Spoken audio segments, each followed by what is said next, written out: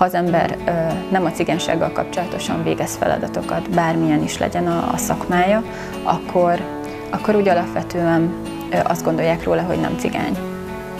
Annak ellenére, hogy le sem tagadhatnám, és nem is szeretném letagadni. Tehát bárhonnan máshonnan jöhetek, vagy bármilyen más származású lehet a szülőm, de cigány ebben az esetben már nem vagyok. Tehát az, hogyha mondjuk én egy közigazgatási szervnél helyezkedtem volna el, és ügyintéznék, mindenféle végzéseket és határozatokat kibocsátva nap mint nap, nagy valószínűséggel az ügyfeleimnek a fejében nem fordulna meg, hogy én cigány származású vagyok, ha csak nem kerülünk olyan viszonyba, hogy ezt sikerül közölnöm.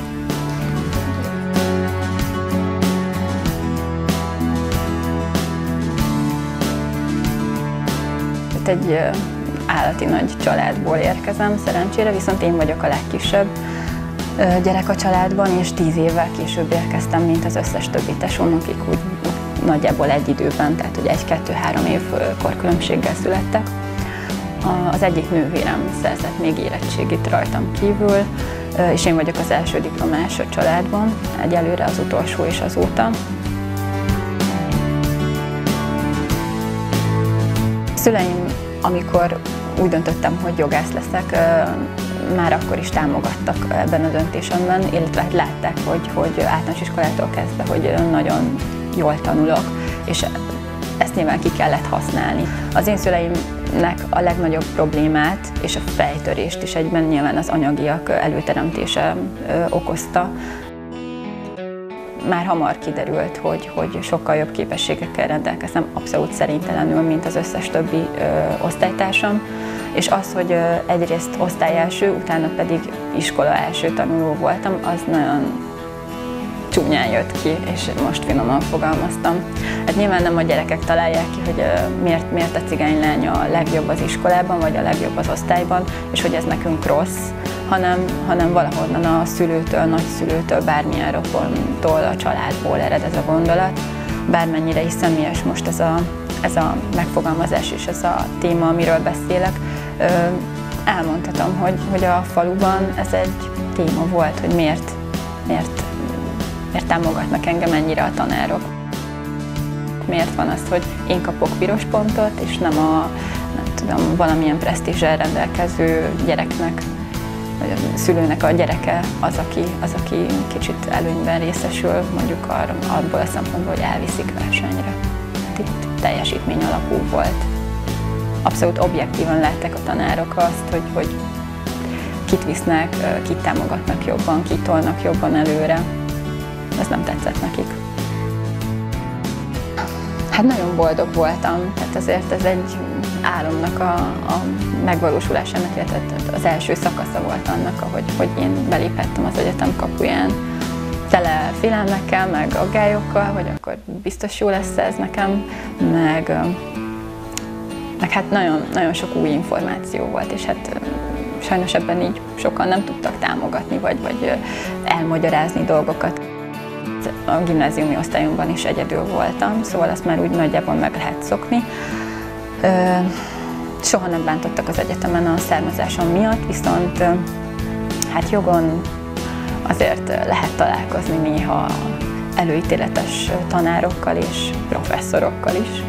És volt egy konkrét eset, amikor csatározásba kerültem az egyik egyetemi előadóval. Lehetett volna erre több alkalom is.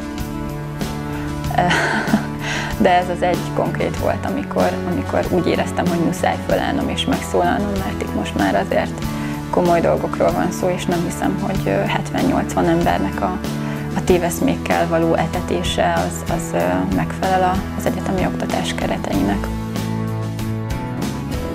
Nem tudom, hogy ezt fel lehet-e jól dolgozni. Annak ellenére, hogy volt családi segítség, viszont én egy nagyon visszahúzódó gyerek voltam. Soha nem gondoltam azt, hogy nekem mondjuk fizikailag agresszivitásban kellene ezt kiadnom.